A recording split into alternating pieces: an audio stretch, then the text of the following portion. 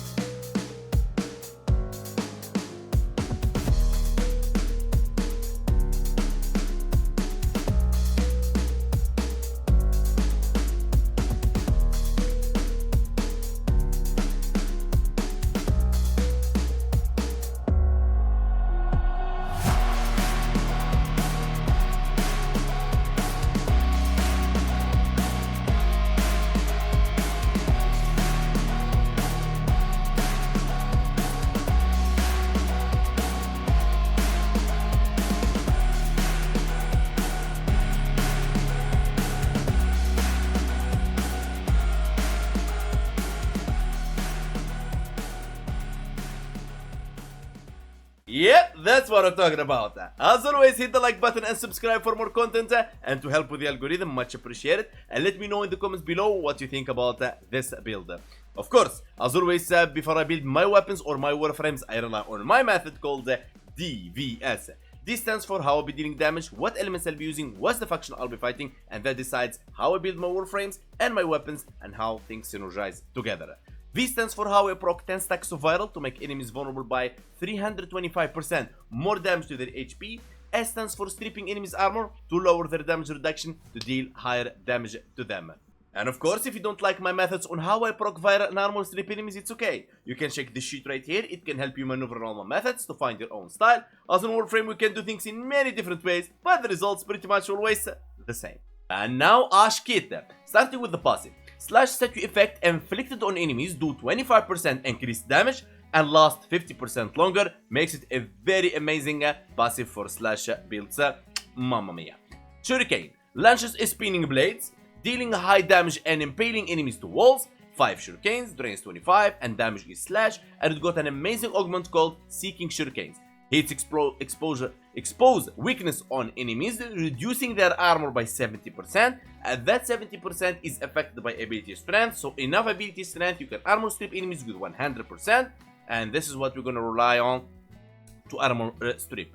Smoke Shadow, you become invisible, but when you throw the bomb to become invisible, you stun nearby enemies and obscure their vision. Now, the duration is affected by ability duration and you want to run as much duration possible, and the radius is affected by ability range, but we're really not going to care about CCing any enemies for now.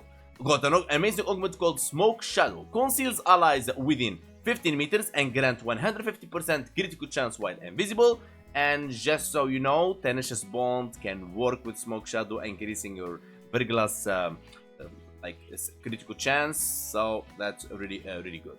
Now, also remember that some Thanos may feel uncomfortable if you're running some Incarn weapons like the Philarx or the Fenimore or the Latium with negative critical chance, and you're running Smoke Shadow, so try to like have a conversation with Thanos when they're playing these weapons, otherwise they will hate you forever. The Tear Gas blinds enemies within 4 meters for 3 seconds. And you got Teleport. Teleport to a target and perform a finisher. If the finisher kills the target, Ash regain a portion of the energy spent. Drains 25 energy, range 60 meter. Finisher bonus 200%, energy 50%. And Teleport Rush is the augment. Using Teleport, increase parkour velocity by 30% for 12 seconds. Executing a target with Teleport, extend smoke screen's duration by 5 seconds. Teleport Mercy Kills fully refresh the duration. Now this is really amazing, okay, and awesome. And it helps you keep smoke screen active.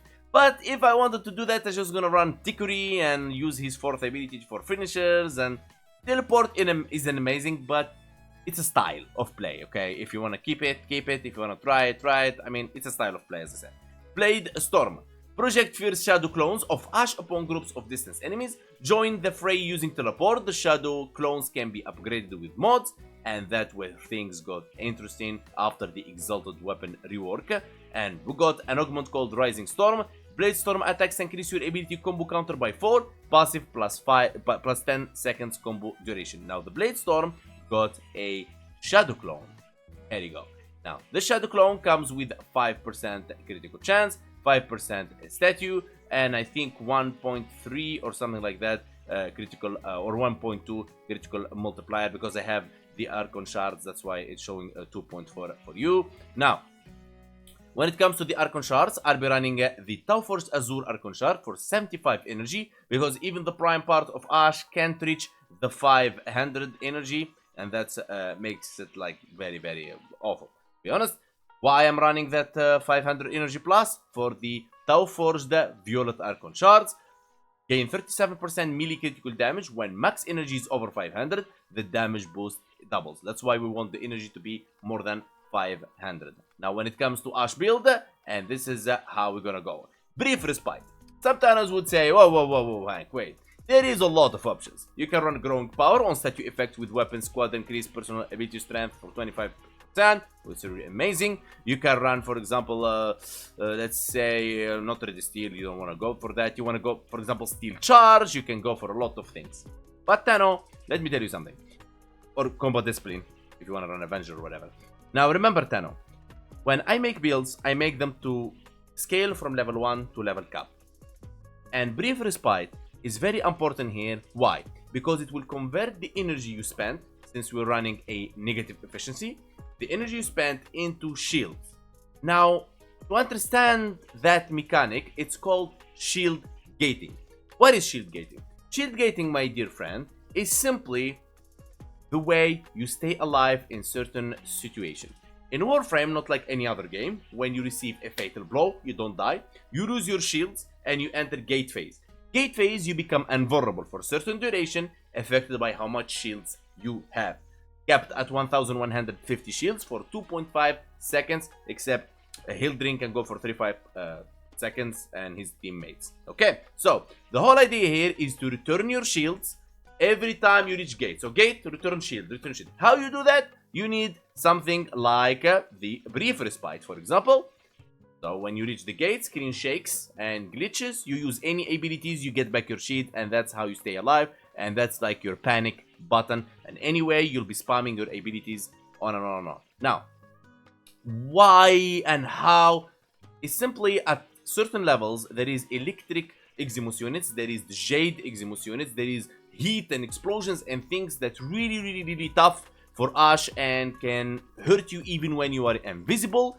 And the more powerful enemies become, the harder it gets, that you need something to keep you alive, not relying only on invisibility. Otherwise, it will be a very unpleasant experience. Okay.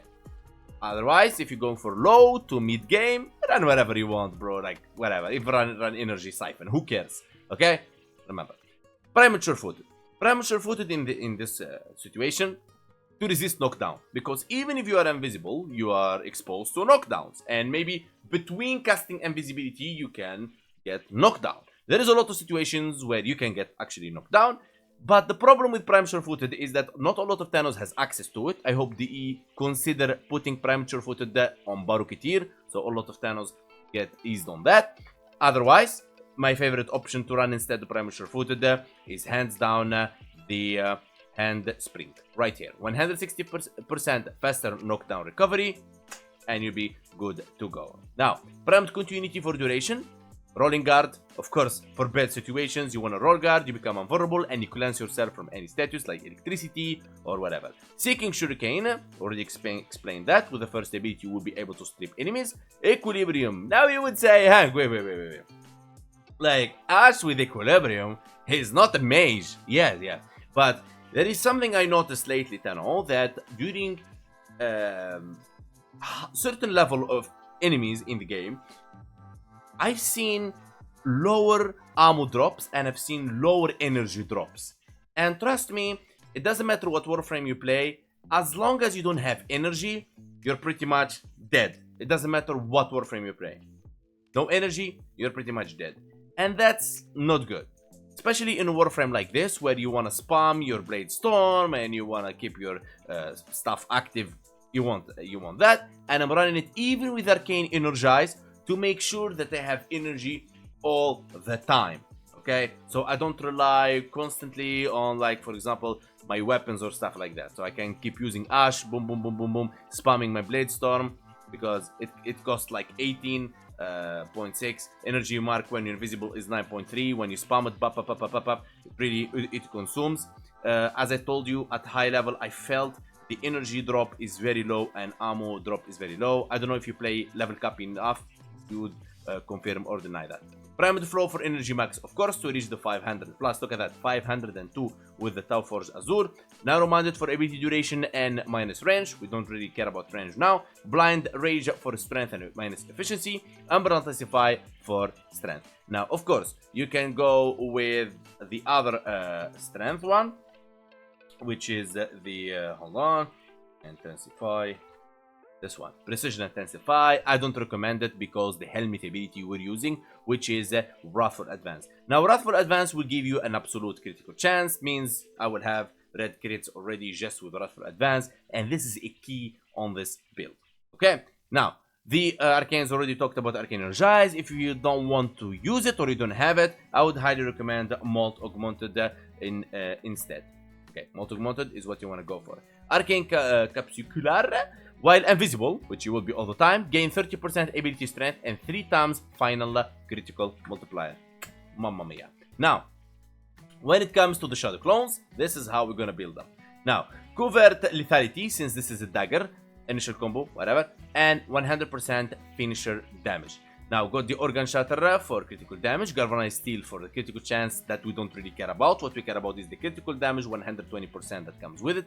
Condition Overload for damage, Primed Smite Corpus is multiplicative against the faction that you are fighting. Now, you want to switch this every time you're fighting a different faction.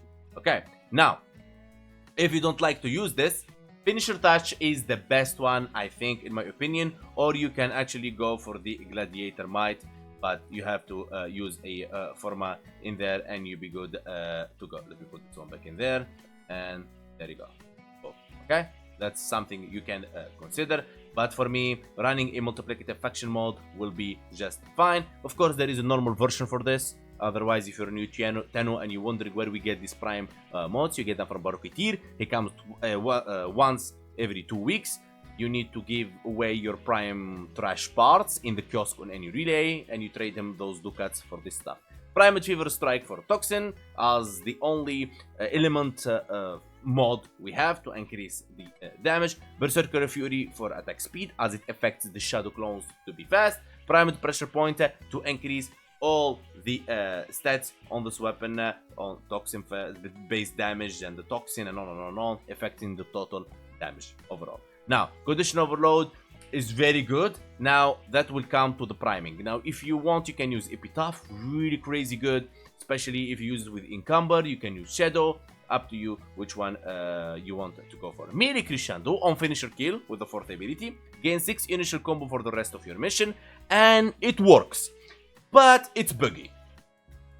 At certain point, you stop seeing Crescendo as a combo count right there, and it gets really confusing. I hope DE fixes a special overlay for this Shadow Clones, to be honest, special one to show the combo, because at a certain point it gets buggy and you cannot see them anymore.